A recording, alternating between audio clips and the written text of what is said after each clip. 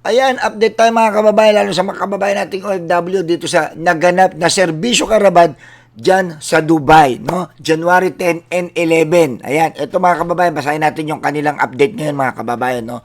Dagsa na mga tao sa serbisyo karaban ng pamahalaan dito sa Grand Ballroom, second floor, Conrad Hotel, Dubai, UAE, kung saan sabay-sabay na naihatid ang mahalagang serbisyo para sa ating mga kababayang OFW sa Dubai, no?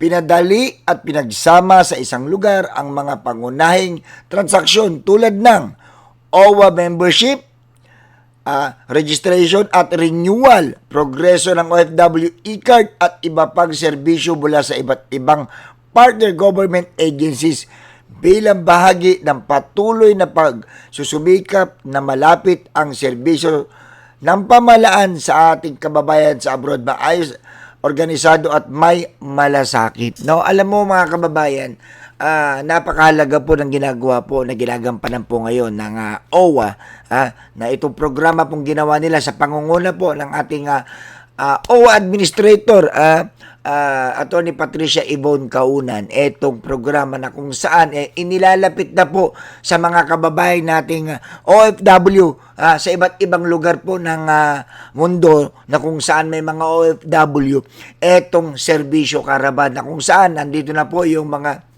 OWA e-card, yung mga tawag dito, mga diskwento, nandito na po, makakuha kayo ng diskwento nyo, yung mga benepisyo na pwede nyo pong makuha, no? Napakahalaga po kasi ito mga kababayan, itong ginagawa po ngayon ng OWA na kung saan yan po ang kagustuhan po ng ating mahal na presidente, PBBM, na ilapit ang gobyerno sa mga Pilipino, lalo na dito sa OWA. At syempre, gayon din naman po ang DMW na sa pamumuno po ng ni Attorney Hans Leo Kakdak, no? So mga kababayan, salamat po sa mga partisipasyon ng mga kababayan nating OFW na sila naman po ay talagang nakikipag-coordinate, lalo na pag pumupunta po ang pamahalaan po ng OWA sa iba't ibang lugar tulad po ng Dubai, na kung saan sinuportahan po ng mga kababayan nating OFW. Maraming salamat po sa inyo, at sa mga kababayan ko, abangan po ninyo yung mga update ko.